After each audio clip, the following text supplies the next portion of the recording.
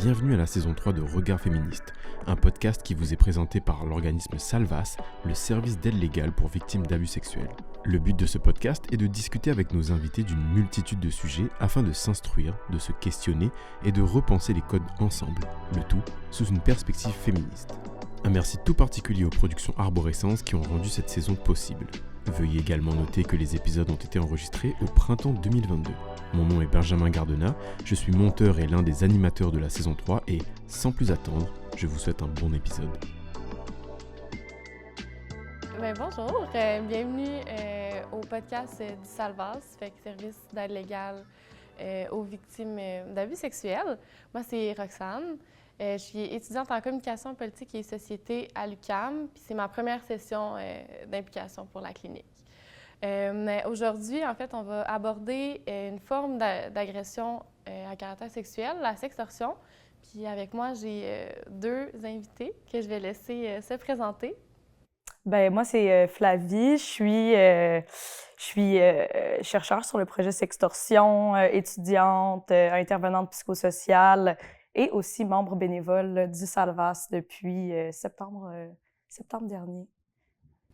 Allô, moi c'est Marianne, je suis vice-présidente et directrice de la sensibilisation à l'organisme Les Trois Sexes qui a mené la campagne de sensibilisation sur la sextorsion et je suis aussi étudiante à la maîtrise en géographie à l'UQAM.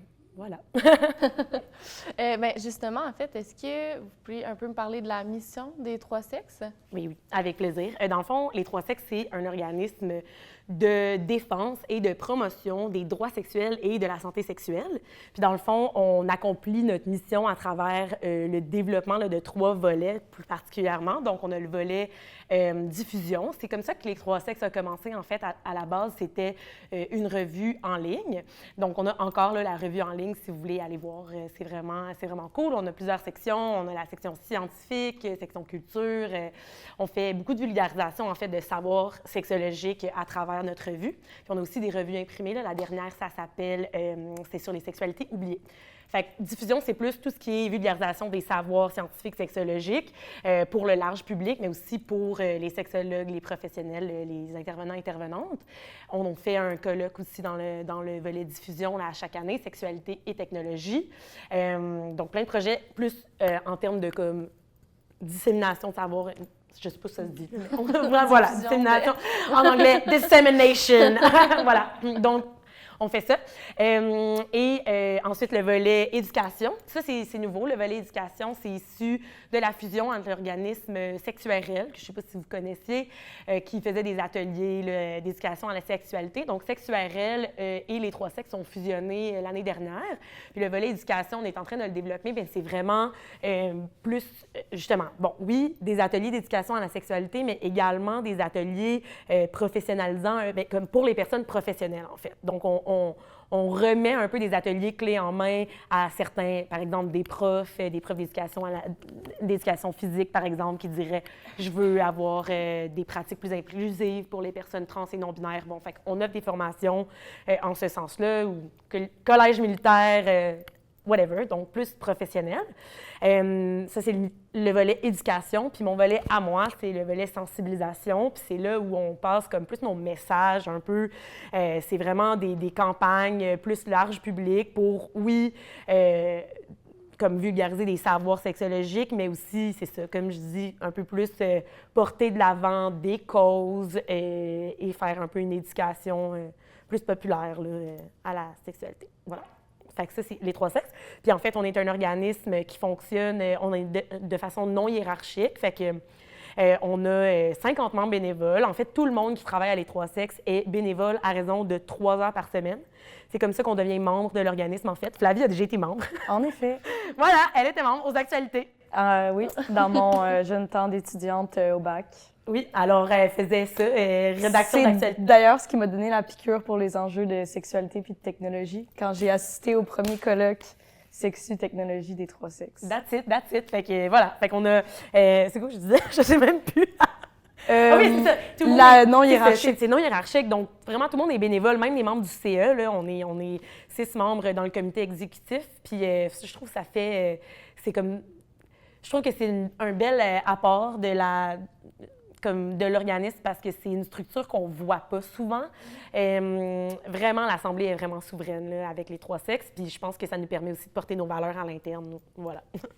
C'est ça. OK, En gros. super. Ouais, en gros, c'est ça. Ça fait combien de temps que ça existe? Les trois sexes, ça fait 5 ans. On a célébré nos 5 ans à l'automne, puis dans le fond, il y a eu comme un grand changement. Tu sais, les 3 volets, ils étaient là avant, mais là, c'est vraiment la première fois, c'est la première année qu'on a une direction par volet. Fait que, tu sais, au volet éducation, à la direction, il y a Estelle Cazelet. Au volet diffusion, à la direction, il y a Léo Frédéric, puis il y a moi à sensibilisation. Puis ensuite de ça, il y a Mylène et Marianne là, qui s'occupent de l'admin puis la direction générale. Fait que ça donne vraiment comme une espèce de structure, comme... Ouais. OK, vous avez restructuré ça, là. Oui, c'est ça. On a restructuré, puis là, ben, on est prête à genre, Vous battre. lutter. Oui, voilà. Puis justement, en fait, vous venez, on vous a approché pour parler de la sextorsion parce que vous avez comme porté un projet, le projet sextorsion, que comme on a un petit peu abordé. Puis c'est un peu, comment ça se découle, ce projet-là? C'est quoi les volets? Comment... Ben, je peux me lancer. Ben, c'est sûr qu'il y avait plusieurs là, aspects au projet Sextorsion. Il y avait là, premièrement la rédaction là, d'un rapport de recherche. Donc, on a fait une recension là, des recherches de la littérature scientifique, des actualités, des campagnes de sensibilisation, de publicité sociale. On a fait des entrevues aussi auprès là, d'intervenants du milieu juridique, psychosocial. C'était vraiment très, très exploratoire là, comme recherche parce que vous allez comprendre qu'il y a encore beaucoup à faire là, pour qu'on comprenne la sextorsion puis qu'on l'aborde là, de manière adéquate. Donc, il y avait justement le rapport de recherche, mais c'est pas tout. Là, ça fait vraiment partie là, d'une campagne de sensibilisation plus vaste. Là. Donc, on a rédigé aussi un jeu, Ah oui, il y a un outil. un jeu interactif. Ouais. Donc, un outil là, de sensibilisation puis d'éducation là, à la sextorsion. Un jeu où est-ce que vous êtes un peu le héros de votre propre histoire. Vous irez voir ça. Le graphisme est fantastique. On a aussi organisé là, un colloque international sur la sextorsion. On a approché des chercheurs, puis on était vraiment ravis là, de recevoir des chercheurs super spécialisés dans le domaine. Vous irez voir ça, c'est aussi accessible là, sur la page de Les Trois Sexes, projet Sextorsion. J'oublie-tu quelque chose? Bien, en fait, oui, non, ça va. Mais on avait, à la base aussi, le projet Sextorsion, c'est ça, il a été créé en partenariat avec une chaire de recherche qui est la chaire de recherche Raoul Dandurand en études stratégiques et diplomatiques. Et dans le fond, la chaire Raoul Dandurand nous a aussi aidé, évidemment, dans l'organisation du séminaire, mais ils ont rédigé là, 2 articles quand même vraiment intéressants aussi sur plus l'aspect géopolitique derrière les événements de sextorsion. Fait que ça, c'était cool, comme c'est une belle collaboration, puis c'est une belle addition aussi, parce que nous, le rapport de recherche, il était un peu plus comme un aspect plus sexo, psycho-légal, mais tout ce qui est plus géopolitique, c'est vraiment comme ça reste très présent là, dans le monde de la sextorsion. Fait que la chaire Raoul Dandurand, l'Observatoire sur les conflits multidimensionnels, s'en est occupé de cette partie-là. Il y a aussi eu un Q&A, donc un questions-réponses, parce que le public nous a envoyé certaines... C'est moi qui l'ai enregistré en ça. plus. Flavie et Pam et Pamela qui ont travaillé sur le rapport ont fait ça. Puis je pense que c'est pas mal ça, là, mais... Oui, bien le jeu interactif, c'est quand même intéressant parce qu'il y a plein de fiches d'informations. Puis je trouve que c'est une manière facile, là, si vous vous intéressez, d'aller voir ça là, en mode rapido, là, si vous voulez pas lire le rapport au complet. C'est super intéressant puis éducatif là, si vous travaillez dans le milieu, en éducation. Oui, ça donne vraiment les bons, je trouvais, juste pour en comprendre plus les concepts clés, je pense que vous avez mis que déjà là, ça donne un peu plus une idée. Puis c'est quand même un gros projet là, que vous avez porté. Puis ce qu'on comprend après ça quand on regarde un peu quand on fait nos recherches, c'est qu'il n'y a pas grand-chose non plus qui est fait par rapport à la sextorsion. C'est les rapports, c'est ça, on commence. Mais c'est un gros projet et qui devait être réalisé en, oserais-je dire, très peu de temps. Oui, il y a tout à faire. En fait, il reste encore. Puis c'est ça aussi le fait que c'était tellement. Honnêtement, on a, tant pour le jeu que pour le rapport de recherche, il a quand même fallu se casser la cervelle un petit peu pendant un bout de comme. quel angle, qu'est-ce qu'on fait, par où on le prend, par où on aborde ça, jusqu'à temps que Flavie et moi, on ait comme une rencontre de comme, là, c'était une définition qu'on va fournir. Absolument. Faut définir la sextorsion. Oui, parce que ce qu'on a réalisé, c'est aussi que on essaie d'aborder le phénomène de plus en plus là, dans les dernières années avec les mouvements de dénonciation de violences à caractère sexuel. Dans les médias, on aborde la problématique de plus en plus. Par contre, quand on parle de sextorsion, c'est souvent abordé avec la violence en ligne. Ouais. Par contre, la sextorsion, c'est pas mal plus large que juste la cybersextorsion.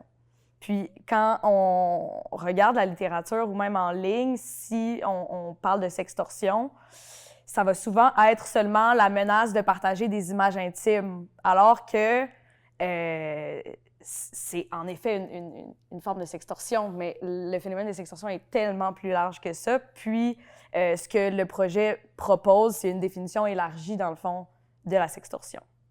Puis, c'est quoi cette définition-là? Let's go! Vas-y! Mais c'est ça. Comme je viens de dire, dans la littérature, il y a vraiment une multitude là, de définitions de la sextorsion. Il n'y a pas de consensus, mais communément, là, on va en parler comme la menace de partager des images intimes. Donc, la menace de partage non consensuel. Ce qu'on appelle communément la revenge porn, qu'on ne devrait pas appeler comme ça, mais qu'on appelle quand même comme ça. Mais ça, je t'arrête juste en même temps. Ben justement, pourquoi on ne devrait pas appeler ça comme ça? Bien, pour plein de raisons. Tu sais, premièrement, c'est pas seulement fait par revanche. Tu sais, le fait de partager sans le consentement d'une personne une image intime, c'est pas nécessairement fait par revanche. Après, ça met l'emphase aussi sur le contenu plutôt que sur le caractère abusif du comportement. Ça met dans l'ombre aussi là, plein de dynamiques d'abus, de violence. Mais c'est que le terme revanche en tant que tel porte à croire que c'est mérité. Tu sais, une revanche, souvent, c'est parce qu'on nous a porté préjudice et on se venge. On s'entend, là, la vengeance, c'est pas nécessairement une chose à faire, mais ça reste que d'appeler ça revenge porn, c'est de se dire que la personne, de qui on partage l'image sans son consentement ou, peu importe, elle a mérité, elle a fait quoi que ce soit, avant, en fait. Genre. Ouais. Puis c'est aussi d'appeler ça de la pornographie. Mm-hmm. Tu sais, de la pornographie, c'est pas ça. Ce n'est pas de la pornographie, c'est de l'abus. Tu sais. Donc, les chercheurs proposent d'appeler ça de la violence à caractère sexuel basée sur l'image pour recentrer un peu le phénomène sur l'abus et la violence plutôt que sur la revanche et tout. Puis ça s'inscrit dans un phénomène plus large du fait qu'on blâme un peu les victimes d'avoir envoyé des images et tout, mais on aura le temps d'y revenir parce que la question, c'était « Qu'est-ce que la sextorsion? » Oui, mais en tout cas, c'est parce que ça me fait... C'est comme quand on parle... Dans les médias, là, par exemple, là, tous les féminicides, je veux dire, on parle ça des crimes passionnels. Revenge porn, c'est la même affaire. C'est comme... C'est pas un crime passionnel. Je veux dire, c'est pas ça. C'est pas de la revenge porn. C'est... Fait que sous-jacent à beaucoup de termes, là, comme qui entourent la sextorsion, je pense qu'il y a comme des beaux relents de misogynie, sexisme, etc. Là. Ouais, c'est que ça vient tout de suite teinter un peu, c'est ça, notre vision de la sextorsion puis de cette problématique-là qui est pas juste reliée comme au corps puis à l'image du corps puis qui est, comme tu t'enlignais pour dire, qui est plus grande que ça. Oui, exactement. Voilà, on revient à nos moutons. Donc, quand vous irez voir un peu là, dans les médias, quand on parle de sextorsion, c'est vraiment ça, la menace de partager des images intimes dans le but, là, soit d'avoir davantage d'images, de recevoir des faveurs sexuelles ou pour avoir de l'argent. Par contre, ce qu'on réalise, c'est que la sextorsion, ça va au-delà du partage des images. Par exemple, on pourrait vous menacer de partager des informations explicites comme l'orientation sexuelle ou le statut séropositif, par exemple, si vous refusez quoi que ce soit. Puis on peut s'imaginer dans certains contextes, dans certains pays, par exemple, où est-ce que l'intégrité physique d'une personne pourrait vraiment être mise en danger si ces informations-là sont révélées. Donc, puis ça, c'est totalement de la sextorsion, d'utiliser des caractéristiques de ton identité sexuelle, de ton identité de genre pour te faire chanter. On doit considérer ça comme de la sextorsion parce que c'est purement violent là, d'utiliser des informations qui pourraient Mais c'est une violence à caractère sexuel. C'est juste que, puis je pense aussi, légalement, c'est moins... Ça fait partie des choses qui sont plus difficiles à englober de la sextorsion parce que souvent, c'est ça, partage non consensuel d'images intimes, il y a plus de consensus là-dessus, mais des choses telles que, par exemple, envoyer une image d'une personne, par exemple une personne trans, dont les images pré-transition sont envoyées ou avec lesquelles elles sont... on peut menacer une personne, mais ça, c'est une violence à caractère sexuel. Ça porte atteinte directement à l'identité sexuelle d'une personne, à l'identité d'une personne, mais c'est juste que c'est pas une image intime au sens où on l'entend, là, en gros guillemets. Fait que souvent, c'est comme légalement. Mais le fardeau de preuve ça tombe nulle part, en fait. Super difficile. Là. C'est ça. Fait que, tu sais, comme, il y a... Ouais. La composante extorsion est là. Mais l'extorsion aussi, et on en parle peu souvent en termes... on parle peu souvent d'extorsion lorsqu'il y a un aspect sexuel. Dans le fond, il y a énormément d'événements de sextorsion qui ont des aspects sexuels, qui ont une composante sexuelle, mais c'est peu abordé communément, là. Mais outre ça, la sextorsion, donc, elle n'a pas nécessairement une composante technologique non plus. Donc, il y a énormément d'événements de sextorsion qui vont prendre place là, dans le monde physique. On peut s'imaginer là, sur le milieu du travail, par exemple, ou au sein des instances gouvernementales. Donc, il y a plusieurs, là, dans plusieurs pays, même au Canada, là, il y a des événements où est-ce que, par exemple, des personnes en situation d'autorité vont refuser, par exemple, l'accès à des services de base ou à des biens de base, comme l'éducation, l'accès à l'eau potable, par exemple, si une personne refuse là, de donner des faveurs sexuelles. Donc, à mon avis, c'est alarmant comme phénomène, puis de savoir que ça passe un peu en dessous du tapis, puis qu'on le reconnaît pas. C'est qu'on n'a pas de mots pour le dire, puis moi, c'est ce que j'ai aimé, par exemple, de votre jeu comme interactif, qui l'apportait un peu ce côté-là, que ça sort, que c'est pas juste en ligne, en fait, là. Fait que, comme c'est un exemple d'un collègue de travail qui menace, par exemple... de révéler son orientation sexuelle si elle applique sur le poste qu'il souhaite avoir. En fait. Fait que, tu sais, on voit que ça sort d'en ligne, mais mettons pour la personne qui le vit, comment elle sait même pas comment elle peut dire qu'est-ce qu'elle vit, en fait, tu sais. Exactement. Parce qu'il n'y a pas... Cette définition-là, en tout cas, n'est pas faite de cette manière-là. Donc, notre définition qu'on propose, en fait, c'est que la sextorsion, c'est un type d'extorsion de nature sexuelle où une personne va faire chanter quelqu'un avec peu importe quoi que ce soit. Là, ça peut être une image intime, ça peut être une menace de s'en prendre à son intégrité physique ou à celle d'une personne qui est chère pour elle, dans le but de lui soutirer quelque chose sans son consentement. Donc, c'est très large, ça prend en compte une multitude d'événements, mais c'est important de reconnaître la sextorsion pour ce qu'elle est. Donc, voilà. Est-ce que vous avez un peu d'autres exemples de comment qu'elle peut se prendre, de comment elle se découle hors ligne, en fait, dans la vie matérielle, physique? Ou... Bien, sur le milieu du travail, je trouve que c'est un exemple qui est important. Sinon, il y a aussi dans les situations d'exploitation sexuelle. Donc, on peut s'imaginer un exemple où est-ce qu'une victime serait contrainte à rester dans une situation d'exploitation sexuelle parce que son proxénète, par exemple, la menace de publier des vidéos, ou de révéler des à sa informations, famille, tout simplement, ou de simplement, Sinon, c'est sûr que la composante technologique, elle est vraiment comme très, très présente, là, dans le sens où comme ça reste que c'est une grande partie de la sextorsion. Puis je pense qu'en s'attardant aussi à cette partie-là, il y a moyen de dévier, ouais, comme de venir comme... diffuser les acquis puis les apprentissages dans le monde physique. Parce que, tu sais, ce qu'on voit aussi en ce moment, c'est qu'il y a énormément de sensibilisation sur les violences à caractère sexuel dans le monde physique. Il y a eu énormément d'avancements dans les dernières années, mais on n'a pas envoyé ce savoir-là sur la sexualité en ligne. On est encore dans un narratif super arriéré.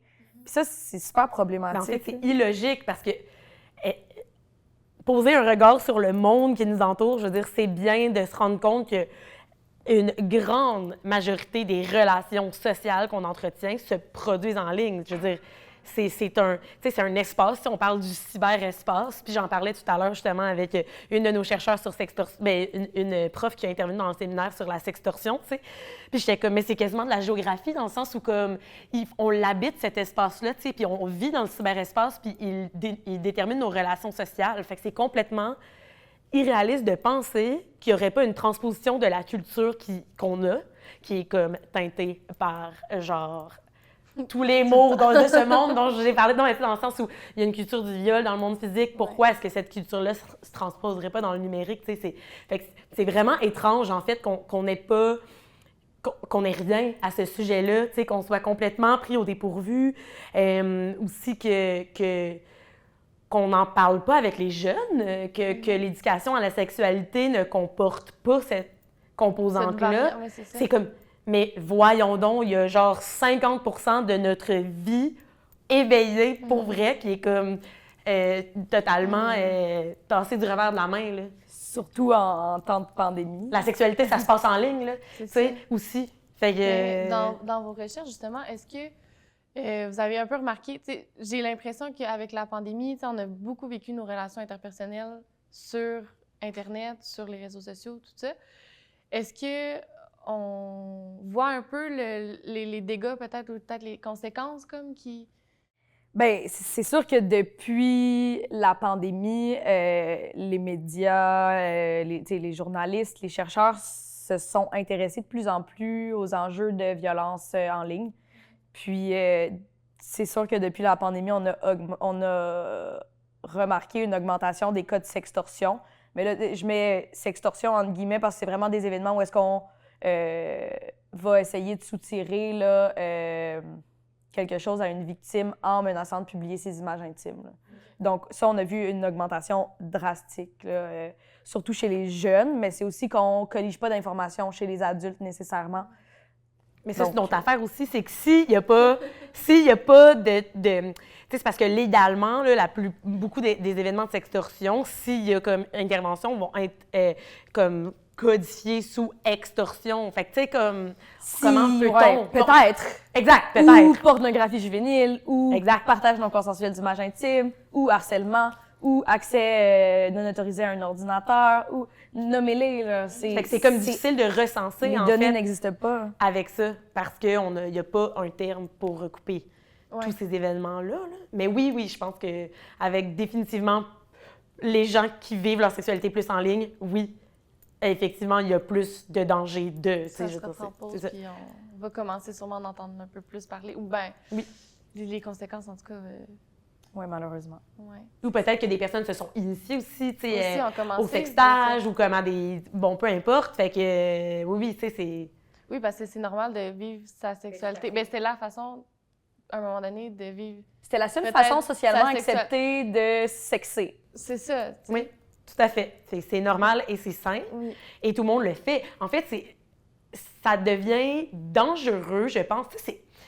C'est la même chose que dans la vie. L'approche de l'abstinence, là, on le voit bien aux States, là, c'est problématique. Quand on prend l'approche de l'abstinence, bien là, cas de grossesse non désirée, etc., whatever, ITS, augmente. Mais c'est la même chose pour la sexualité en ligne. Je veux dire, l'abstinence, ça ne fonctionne pas. Les jeunes, les adultes, tout le monde va se tourner éventuellement vers la sexualité en ligne. Puis si on prend cette approche qui est complètement arriérée, bien, on va avoir un problème parce qu'on va pas être on développera pas une éthique de la sexualité en ligne puis, ou une culture du consentement comme en ligne. Comme Puis en plus, on va renvoyer la responsabilité sur les victimes. Parce que si la seule solution qu'on a pour contrer la sextorsion, la violence en ligne, la violence à caractère sexuel en ligne, c'est ne le fais pas. Si tu deviens victime, bien, c'est à toi de porter le fardeau de ton abus. Donc, c'est non seulement arriéré, mais ça véhicule plein de mythes liés à la culture du viol, puis ça renforce toute cette dynamique-là qui est totalement fâchante. Puis, bien, justement, avec vos recherches un peu, vous avez comme fait un constat par rapport au discours, comme des de la sensibilisation, puis de tout ce qui est fait autour de la prévention. Parce que pourtant, on pourrait penser que justement avec le mouvement MeToo, avec comme tout ce qui s'est passé, puis le eye-opening, un peu l'ouverture qu'on a eue sur les violences à caractère sexuel, bien on se dit, bien, c'est plus les victimes le problème, mais c'est comme les gens qui les perpétuent. Mais ce qu'on voit, ce que j'ai compris, selon les discussions, les recherches, c'est que c'est pas ça qui se passe. C'est absolument pas ça qui se passe. Non. C'est quoi le constat que vous avez fait? Ben, moi, c'est ma partie préférée ouais, de la en recherche. fait, c'est vraiment, comme... honnêtement, c'est dramatique parce que, tu sais, pendant le séminaire sextorsion, puis là, je vais me lancer des fleurs à les trois sexes, mais sincèrement, il y en a des chercheurs qui étaient comme, ben c'est parce que votre campagne, là, c'est la première que j'ai vue ever qui a une approche sex-positive, là. Tu sais, qu'il n'y a comme pas une approche prohibitive ou blâmante des victimes ou de l'abstinence.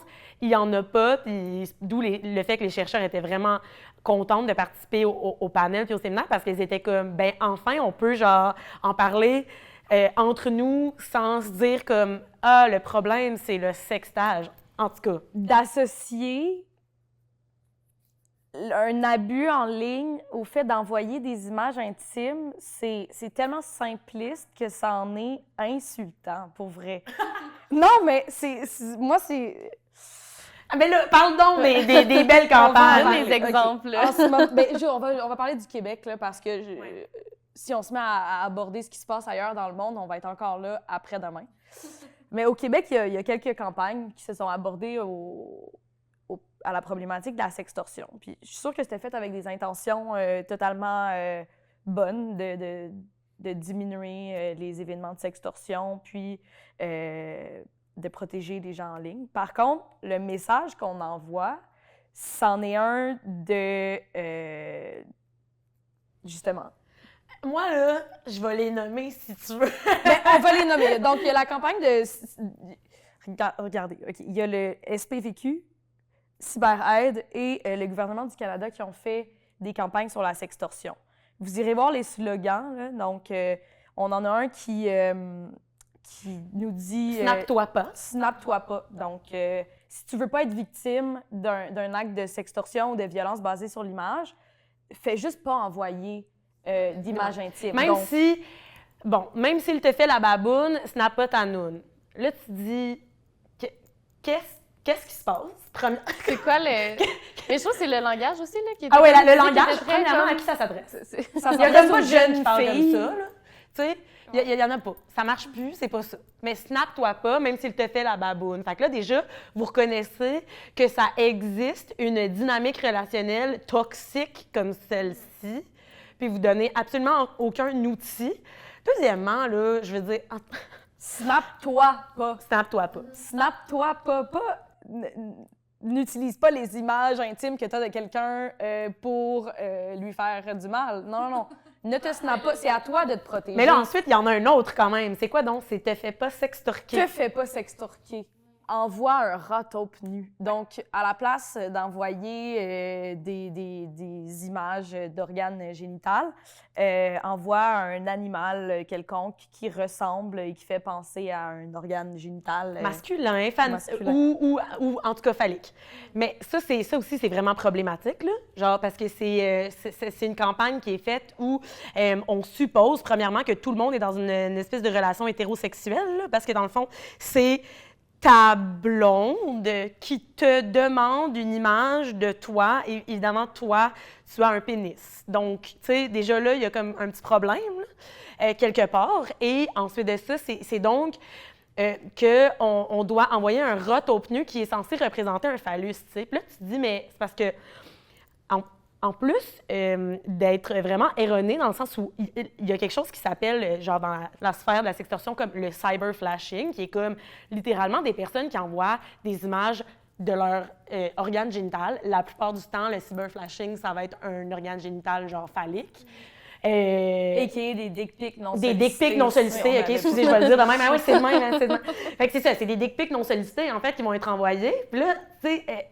Et là, fait il y a comme un espèce de renversement du discours où ça serait ça serait ta blonde, là, en gros guillemets, qui veut ta photo, tu sais, mais non, c'est parce que vous passez à côté d'une violence sexuelle en ligne qui est comme vraiment, genre, répandue, puis aussi pour laquelle, tu sais, au UK, là, il y a une des chercheurs qui en parlait, au UK, où on blâme parfois les femmes qui reçoivent ces photos-là d'avoir, genre, demandé. Ou avoir été aguicheuse. D'avoir été aguicheuse, blablabla. Comme tu as une photo en bikini, ben ça doit être parce que tu veux que je t'envoie mon pénis sans que tu l'aies réclamé. C'est logique. Fait que, tu sais, il y a comme envoie un rat au pnu qui est là, puis ça s'adresse aux pauvres jeunes garçons ou personnes avec pénis, mais je penserais vraiment plus. En tout cas, tu sais, ça n'a pas de sens. Puis, il y a aussi que moi, c'est le fait de responsabiliser puis de blâmer les victimes pour les abus. C'est comme je me questionne à savoir quelle personne là, a regardé là, ces campagnes-là puis ils se sont dit, hey, ça là, ça va permettre, on va agir en amont de la problématique puis on va diminuer les instances de sextorsion parce que on leur dit de ne pas faire ça. C'est comme des annonces qui disaient « Yo, super cool » en 2010, mettons. Là. Il n'y a vraiment pas de jeune qui est comme « Hey, ça fait du sens avec ce que moi je vis », tu sais. C'est vraiment... Puis après, ça renvoie quoi comme message aux jeunes, par exemple? Parce que il y a aussi toute cette espèce de panique morale entourant le fait que les jeunes ont une sexualité, en ligne. Puis il y a aussi tout le discours de les jeunes, n'envoyez pas d'images intimes parce que vous allez pouvoir être accusé de pornographie juvénile. De un, il y a un arrêt juridique qui dit clairement que si c'est fait de manière consensuelle, dans une relation intime entre mineurs, ce n'est pas de la pornographie juvénile. Mais ça, on n'en parle pas, là, parce que ça encouragerait les jeunes. Voyons donc, il ne faudrait pas qu'ils développent une sexualité saine puis une exploration de leur propre sexualité. Voyons, ça serait beaucoup trop confrontant, tu sais. On continue le discours de la peur. Puis en fait, c'est ça qui est facile, c'est comme ça, c'est la pogne. Puis même le terme qui dit auto-exploitation juvénile. Oh, non, ça, c'est le pire du bout. C'est un synonyme du sextage, l'auto-exploitation. OK. Juvénile. Donc, c'est un... Mettons, vous avez trouvé cette définition comme... Oui, ça s'est utilisé par... C'est le Centre de la protection de l'enfance, le Centre de protection des enfants en ligne, whatever, la protection des jeunes sur Internet, qui est venu avec ce terme-là. Tu sais, ça, ce que ça renvoie, c'est que comme si c'était impossible de consentir à l'envoi d'images intimes. Ça rend, en fait, l'envers de la médaille, c'est que ça rend le partage non consensuel d'images intimes encore plus grave. Parce que c'est donc bien honteux d'avoir voulu te prendre... Tu sais, si tu as voulu prendre une photo de toi ou envoyer un magnifique sexto bien composé à quelqu'un, ça rend ça encore plus honteux, tu sais. C'est comme... Puis, c'est aussi que, justement, ça... Désolée, moi, je suis totalement choquée par ben, c'est vraiment correct. C'est vraiment une partie de la recherche qui vient mettre en lumière à quel point il y a du travail à faire. Puis même dans les journaux, on va parler du sextage comme un fléau. C'est comme si on faisait un article de journal sur comment les relations sexuelles sont devenues un fléau parce qu'il existe de la violence à caractère sexuel. Comme, OK, ça fonctionne, ça marche pas, là. C'est que le sexto est devenu la cause directe de la victimisation sexuelle en ligne. Puis ça met l'emphase sur la victime. Puis c'est ça qu'il faut faire, il faut renverser. Puis c'est un peu ce que le projet Sextorsion amène, c'est qu'on veut renverser le narratif puis mettre l'accent sur l'absence de consentement plutôt que sur les victimes. Parce que la majorité des gens qui vont partager des sextos, ils vont le faire de manière consensuelle. Puis c'est super sain. Puis il y a plusieurs personnes pour qui ça les a même réconciliés avec leur corps, leur sexualité. Puis c'est même en fait, ça peut être dangereux aussi là, de criminaliser ça ou tu sais, la loi, là, en ce sens, est pas toujours non plus, ne nous rend pas toujours service aussi parce que c'est le sextage ou comme le fait de prendre des photos intimes, comme les pratiques sexuelles en ligne, là, ça peut être un lieu d'exploration tellement riche et important, notamment là, pour les communautés LGBTQ+. Comme c'est super important, mais là, après, encore une fois, souvent quand on rentre la loi, bien, parce que je pense qu'il y a comme beaucoup de, tu sais, puis j'en parlais avec Jane Bailey, qui est une chercheure, puis elle me disait, tu sais, l'affaire, c'est que moi, je me fais appeler là, pour dire comme, bon, fait qu'il y a un problème avec les sextos, puis avec ça. Vous êtes avocate, les lois, là. C'est genre, c'est quelle loi qu'il faut appliquer? Puis elle est comme, mais c'est parce qu'il y a du travail en titi à faire en amont, là, la gang, là. Premièrement, si on fait juste appeler ça, mettons, le cyberbullying, ou tu sais, si on fait juste comme prendre ça at large, bien, on manque vraiment là, de se questionner sur la culture qui sous-tend les gestes vraiment nocifs qu'on pose. Puis deuxièmement, bien, genre, si notre seul outil, c'est la loi ou des checkbox puis des solutions qui sont vraiment, j'ai juste un terme en anglais, là, mais short-sighted, bien, on risque encore de légiférer sur les corps problème, et les pratiques sexuelles de personnes qui sont souvent marginalisées, tu sais. Fait que c'est comme... Bien, surtout que c'est un constat qui est fait...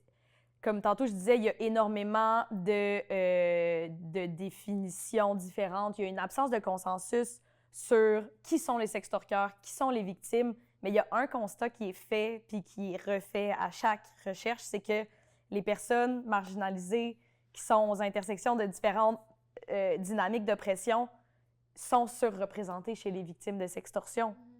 Puis on se doit d'aller explorer comment leur expérience de cette victimisation-là est différente pour pouvoir y répondre, pour pouvoir mettre en place des ressources qui vont venir répondre à leurs besoins. Parce qu'en ce moment, il y a un vide. Il y a un vide, puis il y a un déni social aussi d'accepter que les gens ont une vie sexuelle en ligne, puis que c'est correct, puis que c'est beau, puis qu'il faut juste apprendre aux gens à respecter le consentement plutôt que de mettre l'accent sur comment toi tu peux faire pour te protéger. C'est ça, c'est comme renverser ce discours-là, mais un peu comme vous disiez, de mettre la culture du consentement qu'on est en train de travailler dans le monde physique, puis de l'appliquer dans la culture du consentement en ligne aussi maintenant. Là. Absolument. Savoir comment les gens vivent dans cet espace-là, puis comment est-ce qu'on veut socialement y vivre aussi, là, comment... Tu sais, en tout cas, je sais pas, moi, je suis vraiment, avec mon regard de géographe, mais dans ma tête, c'est ça, c'est comme... Mais c'est parce que d'abord, les principales intéressés, on peut-tu leur poser la question, genre? C'est-à-dire, tout le monde, là, premièrement, tout le monde est à même de comme, vivre comme... Mais genre, ouais, on peut-tu se poser la question, tu sais? Puis on part de loin, parce qu'en ce moment... Justement, on parlait des campagnes. Tantôt, dans ces campagnes-là, tu as plein de documents explicatifs ou de sensibilisation qui vont expliquer, par exemple, pourquoi quelqu'un enverrait un sexto. Puis les raisons qui sont citées, c'est pour plaire, parce que tu te sens contraint, pour relever un défi. Puis il n'est pas une seule fois nommé que c'est peut-être juste ça te tente. Que ça te tentait ou pour entretenir une relation. Une dynamique relation. C'est ça, exactement. Puis pour vrai, vous irez questionner votre entourage, là, mais comme... Pas tout le monde, là, mais tout le monde envoie des sextos. Mais en fait, oui, c'est ça. Je pense que on l'avait mis dans le jeu. Tu sais, comme, juste ouvrir une discussion par rapport à ça aussi, puisque je pense que c'est comme quelque chose qui est encore peut-être tabou. Mais en général, par rapport à la sexualité, on n'a pas l'habitude de discuter de pratiques sexuelles avant de les mettre en œuvre. Parce que dans notre tête d'humain, on pense que le mystère, c'est la chose la plus sexy au monde. Mais, tu sais, fait que je pense que ça, on a du travail à faire dans le monde physique et dans le monde... Dans la sphère numérique, là, mais je veux dire, comme ouvrir une discussion par rapport aux pratiques sexuelles en ligne avec un partenaire et une partenaire, c'est vraiment genre... C'est la base. C'est ça, ça serait supposé être la base, mais c'est ce qu'on... Moi, ça a été vraiment une réflexion, je pense, que j'ai faite avec les recherches, justement, de se questionner sur ça, puis de ne pas le prendre d'emblée. Puis ça l'a plus souvent, par exemple, en jouant au jeu, comme que vous avez fait, mais ça l'ouvre la discussion à savoir, mais quel comportement que moi, je vais utiliser en ligne, puis de quelle manière le faire de façon saine, parce que c'est correct et c'est normal, tu sais. Sont où mes limites? Qu'est-ce qu'on fait avec le partage? Tu sais, si je t'envoie des images intimes, est-ce qu'on les supprime après? Comme, est-ce qu'on les garde? Comment on se sent par rapport à ça? Tu sais? Comment qu'on fait pour s'assurer que à X moment, tu es ouvert à recevoir une image? Parce que peut-être que la semaine dernière, tu as eu un échange de sexto vraiment gourmet avec ton partenaire, puis que là, toi, ça te tente d'y en envoyer encore, mais que ta partenaire est vraiment pas dans le moment opportun pour avoir cet échange-là avec toi. C'est de développer des habiletés de communication en relation où est-ce que tu demandes le consentement. Est-ce que, tu sais, puis il y a plein de manières de le faire, là, parce que ça peut être assez gênant autant pour la personne qui envoie que pour la personne qui reçoit, là, de recevoir du contenu sexuel là, un peu partout, parce que c'est ce que les téléphones cellulaires, par exemple, amènent, là, c'est que...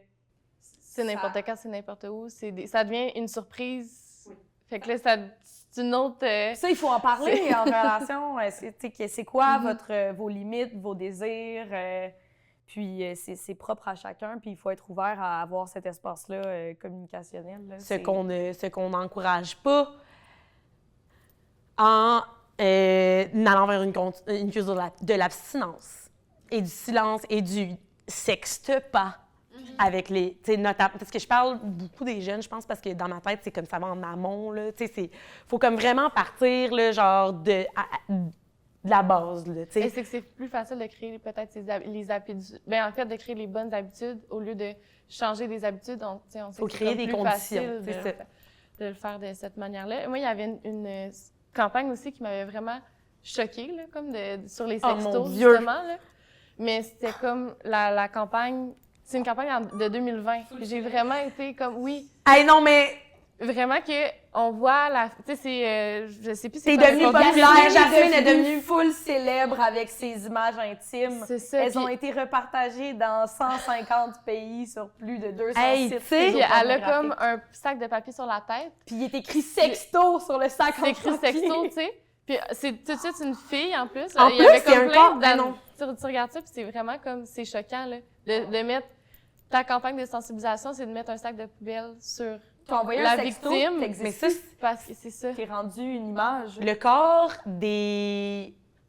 Je vais dire des femmes, là, genre, en grande majorité, dans comme, la sphère numérique. Tu sais, on pense à, mettons, il y a beaucoup de victimes de sextorsion qui vont être masculines.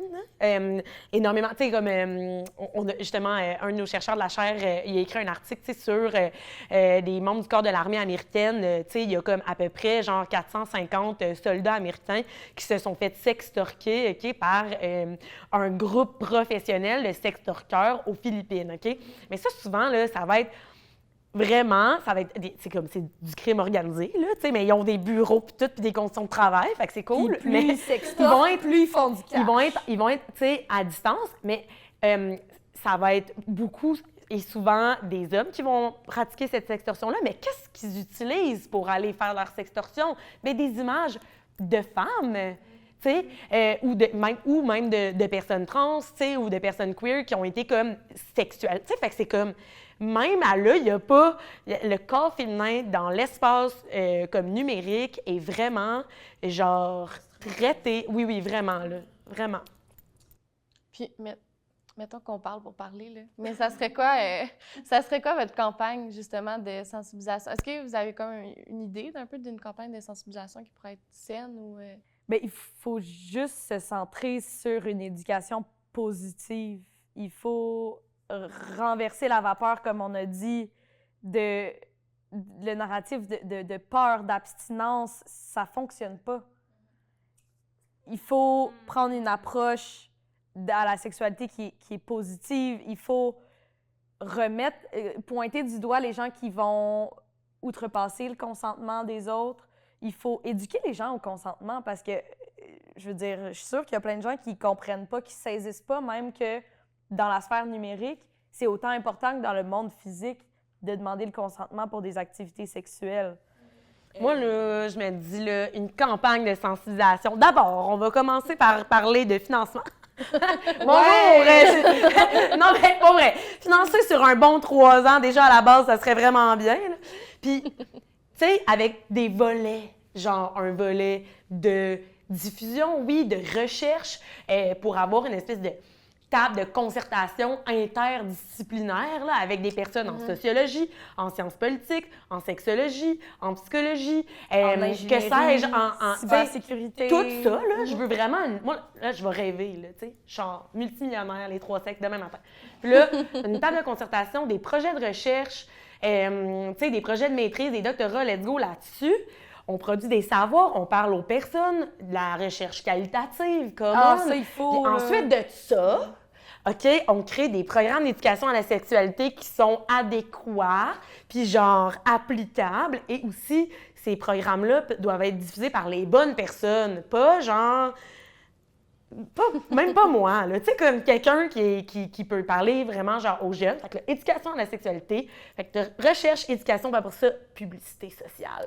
Moi, là, je vais t'en faire des panneaux publicitaires, là, je vais t'en faire, puis ils vont être bons, des panneaux publicitaires, des publicités à TV, let's go, let's go, let's go. La publicité sociale, mais qui replace le discours, qui recadre le discours.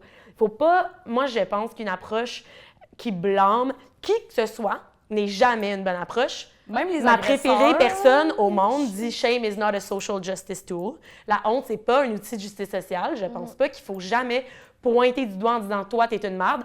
C'est pas ça l'idée, mais je pense qu'il faut vraiment recadrer le discours, puis genre s'éloigner du « snap-toi pas », puis du « te fais pas s'extorquer », puis vraiment aller vers le « Qu'est-ce que tu fais avec les images intimes? Les partage pas, blablabla ». Éduquer, mais commencer par la base. Bien, il faut questionner aussi le contexte culturel qui permet aux gens d'utiliser du contenu, des informations qui concernent la sexualité de quelqu'un dans le but de lui soutirer quelque chose ou de l'atteindre négativement.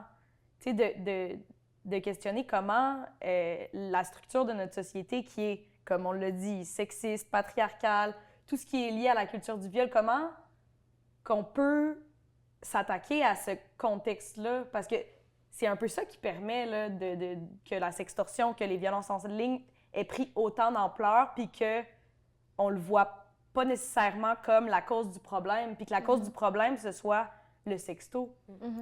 Mais c'est qu'en fait, on veut souvent des solutions, mais le travail à faire pour arriver à ces solutions-là, ben, souvent, ça va être celui des organismes communautaires ou ça va être celui des personnes qui comme, prennent soin là, de la société. Mais c'est ça, faut faire du gros travail. Là.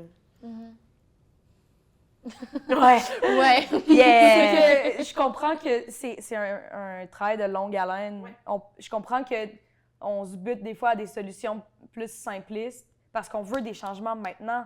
Si tu demandes du financement pour diminuer les événements de sextorsion, on veut des résultats, mais on ne peut pas s'attendre à take down la culture du viol demain matin puis que tout soit réglé. Là, il faut être patient. C'est ça qu'on comprend dans votre discours un peu. Bien, dans ce que vous dites puis dans les constats qu'on a, c'est que ça part tellement de loin, autant par rapport aux lois, si on parle juste de l'extorsion, puis après ça qu'on rajoute sextorsion, le discours à la base que tu peux pas juste faire une campagne puis penser que tout va être changé. C'est plus grand de changer la vision, d'avoir une éducation positive que de commencer à juste sur de la répression. T'sais. Fait que savoir ce changement-là, c'est sûr que c'est plus long, mais les résultats, on a besoin de résultats rapidement, mais que si on veut un réel changement, mais ce qui arrive aussi, c'est que si on garde un discours de répression, c'est que les victimes, lorsqu'elles vont être victimes, elles vont pas être portées à aller chercher de l'aide, à dénoncer, à parler des événements qui ont été vécus. Puis il y a une chercheure qui s'est beaucoup attardée à la sextorsion qui disait que la sextorsion avait besoin d'un mouvement moi aussi pour qu'on comprenne l'ampleur du phénomène, puis la complexité aussi. Là, même moi, là, ça fait des mois qu'on fait de la recherche exploratoire sur le sujet, puis à chaque semaine, je prends conscience de certaines manifestations de la sextorsion auxquelles j'avais même pas pensé. Puis à chaque fois, je suis comme... quand est-ce que ça termine? C'est partout. Puis même moi, là, qui fait de la recherche sur la violence sexuelle basée sur l'image depuis quasiment 2 ans maintenant, quand j'ai vu que les 3X travaillaient sur la sextorsion, mon image de la sextorsion, c'était que c'était une menace de partager des images intimes. Alors que là, quelques mois plus tard, je regarde la vue d'ensemble, puis je suis comme « Hey, boy! » C'est beaucoup plus large. C'est mon intérêt de recherche. Parce que la sexualité, c'est vraiment pas juste des images intimes. Non, c'est comme ça. tu sais, genre, ça touche à énormément de composantes identitaires, sociales, culturelles. Tu sais, c'est vraiment plus large que juste des images, là. Puis, ma question aussi, mais là, on a parlé un peu des aspects légaux que, tu sais, c'est difficile puis qu'il faudrait comme agrandir ça parce que le rentrer dans l'intimidation, dans d'autres, tu sais, c'est... Mais on sait aussi que tout ce qui est lié aux violences à caractère sexuel, c'est un peu difficile, tu sais, dans le parcours judiciaire puis avec la police et tout ça, fait que... Puis mais on sait les conséquences aussi. Il y a des conséquences. Fait que c'est où que les victimes peuvent aller chercher de l'aide au niveau psychosocial? Qu'est-ce qui est mis en place? Bien, on fait la même phase, moi, Flavie, à chaque fois. pour vrai, là, à la fin de notre jeu interactif, on voulait mettre une partie ressources. Puis on a réalisé que l'ensemble des ressources était sex negative. Puis que on pouvait pas juste mettre aller à la police. Parce que qui est-ce qui a le goût d'aller voir un policier puis d'être comme voici mes nudes qui sont maintenant partout sur Internet, par exemple. Là, Ben, c'est parce que, oui, c'est souvent, ça va être... Je pense qu'il y a aussi... faut faire un acte de foi envers la police aussi, tu sais, si on y va comme pour toute, en fait, agression à caractère sexuel, c'est ça, tu sais. Puis tu risques, évidemment, de te faire dire, ben là... ces photos-là, pourquoi t'es envoyées, donc, puis qui les a d'autres, puis que c'est, tu sais... c'est pour ça qu'on a... Puis si les images n'ont pas été publiées, il y a beaucoup de méconnaissance aussi, là. Ça se peut que ce qu'on dise, c'est que, ben, il n'y a pas acte criminel. C'est juste du chantage. C'est ça, c'est qu'en fait, il faut aussi tu sais, comme dans extorsion, mais dans sextorsion, c'est que le simple fait de faire la menace est un acte criminel. Là. Même s'il n'y a pas eu... Même si les gestes n'ont pas été posés, l'article du Code criminel d'extorsion est clair. La menace n'a pas besoin d'avoir été mise à exécution pour qu'il y ait présence d'actes criminels. Puis non seulement il faut le dire, le diffuser, mais justement, c'est parce que ça me faisait penser aux entrevues qu'on a fait avec les intervenants psychosociaux, là, des intervenants qui œuvrent là, directement auprès des victimes d'actes à caractère sexuel. Eux-mêmes nommaient le besoin puis le manque de connaissances par rapport à la victimisation en ligne. Moi, je les ai eus en entrevue. Je voulais savoir c'était quoi leur connaissance du sujet, c'était quoi, comment ils recevaient les victimes. Puis ils manquent d'informations. Puis ils reçoivent les victimes comme des victimes de violences à caractère sexuel, mais il y a des particularités à la violence en ligne. Puis il faut donner les outils aux intervenants sur le terrain qui reçoivent ces victimes-là. Il faut développer des outils d'intervention, des outils d'évaluation, des programmes d'éducation. Il faut permettre aux intervenants de recevoir les victimes puis de répondre à leurs besoins. Puis les intervenants, pas juste psychosociaux, mais juridiques, légaux. Il faut développer des programmes de... Mais l'expertise, peut-être qu'on est en train un peu de développer, par exemple, j'imagine avec le tribunal spécialisé pour les agressions sexuelles, violences conjugales, tu sais, comme ça, on est en train de commencer ça, qui est déjà un avancement, mais là, quand on pense à la sextorsion, on est vraiment loin, là. C'est un peu cet avancement. Puis surtout puis aussi, tu sais, si on pense même à la sextorsion qui n'est pas en ligne, là, c'est parce que les obstacles là, pour les victimes, tu sais, je veux dire, t'arrives au pays, puis t'es victime de sextorsion, qu'est-ce que tu fais? Genre, je veux dire, si on te refuse comme ta demande, tu sais, c'est terrible, là, je veux dire, c'est... Fait que il y a énormément à faire, là. Où est-ce que tu trouves la ressource? Après ça, il y a plein de choses qui rentrent en ligne de compte, notamment, genre, la honte, blablabla, tout ça, ou la peur, en fait, de révéler ce qui nous est arrivé, parce qu'on vit quand même dans un monde aussi où les victimes sont souvent blâmées pour ces actes-là, pour les gestes qui sont commis, tu sais. Fait que... où aller, tu sais, moi, je dirais... Comme, je pense qu'on réfère comme dans les CAVAC, Jury Pop, CAVAC, tu sais, mais ça reste que maintenant, c'est parce que ces organismes-là sont débordés, là. Non seulement sont débordés, mais ils nomment clairement le besoin de formation. Fait qu'on peut-tu financer Peux-tu donner de l'argent au monde qui s'intéresse à l'enjeu pour qu'on puisse donner les formations? Puis il faut des formations spécifiques pour les professionnels, pour les parents, pour les jeunes, pour les adultes, comme... Et des politiques aussi, tu sais, mettons, à l'interne dans une entreprise, parce que souvent, on va avoir des politiques contre les agressions à caractère sexuel, mais tu sais, vraiment, genre, de considérer que la sextorsion est quelque chose qui existe, ça permettrait peut-être de réécrire certaines politiques assez plus clairement, mettons. Ben, en fait, il faut placer la sextorsion et les violences à caractère sexuel en ligne sur le continuum de la violence sexuelle. Parce que les conséquences chez les victimes le montrent clairement qu'un événement de victimisation en ligne puis de victimisation sexuelle dans le monde physique va avoir les mêmes conséquences. C'est juste que si tu es victime d'une agression à caractère sexuel en ligne, il y a certaines spécificités qui sont pas vraies dans le monde réel. Puis il faut aller explorer ça. Il faut mettre en lumière ce phénomène-là qui va juste prendre de l'ampleur parce qu'en ce moment, les technologies, là, ils font juste prendre beaucoup plus de place dans notre vie, puis ils évoluent tellement rapidement que si on n'embarque pas dans le bateau, on va juste continuer à faire des ravages puis avoir des victimes de plus en plus facilement parce que les technologies deviennent de plus en plus anonymes, laissent de moins en moins de traces. Les sextorqueurs, comme les agresseurs en ligne, ont énormément de ressources et de techniques, puis ils s'échangent les tactiques aussi, puis ça va vite. Fait qu'il faut avoir des gens qui sont sur le sujet à temps plein, là, à temps double. Puis on peut pas juste s'attendre à ce que des chercheurs... Parce qu'en ce moment, la réalité, c'est que la majorité de la recherche sur le sujet est faite par des chercheurs en sexologie, en sociologie, en psychologie.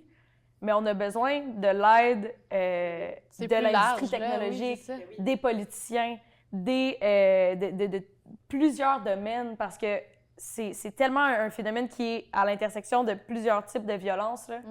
C'est ça. Il y a beaucoup à faire encore. Bien, pour terminer, parce qu'on a dit beaucoup de choses. Vous avez fait beaucoup de constats des problèmes qu'il y a. On est comme...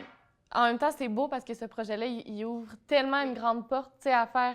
Là, on réalise que c'est énorme, puis il faut vraiment se mettre là-dedans parce qu'on est en train de l'échapper. On l'échappe, mais on est en train de l'échapper. Mais ça serait quoi qu'est-ce qu'il reste à faire? Où qu'on commence? Je pense que ça va être plus facile à dire où qu'on commence. C'est comme un peu avec c'est la même chose qu'avec la campagne idéale. Tu sais, dans le sens où nous, ce qu'on s'est dit, c'est où est-ce qu'on commence?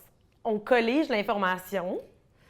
Qu'est-ce qui est dit sur le partage non consensuel d'images intimes? Qu'est-ce qui est dit sur, tu sais, comme tous les aspects de la sextorsion que nous, on considère qui étaient de la sextorsion? On essaye de faire une définition qu'on va proposer à bien du monde, à bien des chercheurs. Puis ensuite de ça, bien, on n'arrête pas d'en parler. Il faut juste continuer d'en parler. Il faut gosser le monde avec ça. Il faut en parler plus que ce qu'on pense qu'il faut en parler.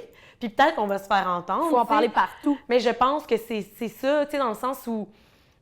Puis je pense qu'il faut porter un regard critique aussi sur ça. Faut vraiment pas avoir peur de nommer les choses telles qu'elles sont, dans le sens où, comme, OK. Il faut amener les théories féministes, la pensée queer, la pensée intersectionnelle, avec ça. Faut pas juste parler de sextorsion, faut comme avoir ces merveilleux outils-là, c'est ce regard sur le monde-là qui va peut-être nous permettre de, genre, comme cultiver quelque chose qui est comme une éthique, à l'ère OK, numérique. je vais dire, de la sphère numérique, là, mais tu sais, comme une éthique de vie, là, genre, comme, et je pense que là, faut amener ça, puis il faut en parler, tu sais. Je pense que là, on est rendu au stade où, tu sais, là, on a, tu sais, notre campagne, on l'a juste appelé. Pour vrai, on s'est tellement cassé la tête, là, comment on l'appelle? Maintenant, c'était comme sextorsion, maudit.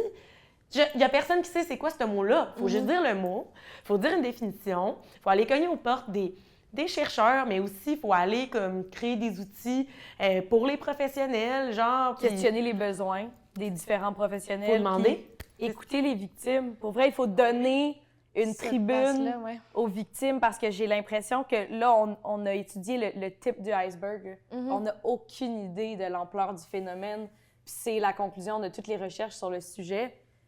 Il faut donner l'espace aux victimes de dire qu'est-ce qu'elles ont vécu pour qu'on puisse, Qu'est-ce qu'on veut aussi, en fait, à partir de là, tu sais, déterminer qu'est-ce qu'on veut puis comment on veut aller de l'avant aussi, là, je pense, socialement, culturellement, puis tu sais, éventuellement, comment, c'est parce que la question aussi, les constats nous mènent à beaucoup de questions, tu sais, dans le sens où on vient d'ouvrir... Oui, c'est ça. Tu sais, là, c'était comme la question était comment est-ce que, puis je reviens un peu à ce que je disais tantôt, comment après est-ce qu'on met en place des solutions, oui, qui vont être des visions à long terme, tu sais, qui vont pas restreindre la gentilité sexuelle de toutes les personnes. Parce que, tu sais, reste que, genre, moi, je pense, genre, droit sexuel, mais comment est-ce qu'on fait pour ne pas restreindre notre agentivité sexuelle? Comment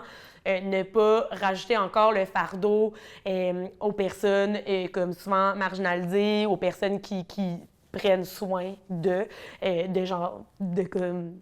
d'imaginer les solutions, comment ne pas contrôler les corps encore, tu sais, fait comme comment on fait des lois sans, c'est ça, restreindre notre agentivité. Je parle pas juste de loi, solution, etc. Tu sais. Ça ouvre à ce constat-là, genre à cette question-là aussi, mais je pense que... Qu'est-ce qu'il reste à faire? Tout!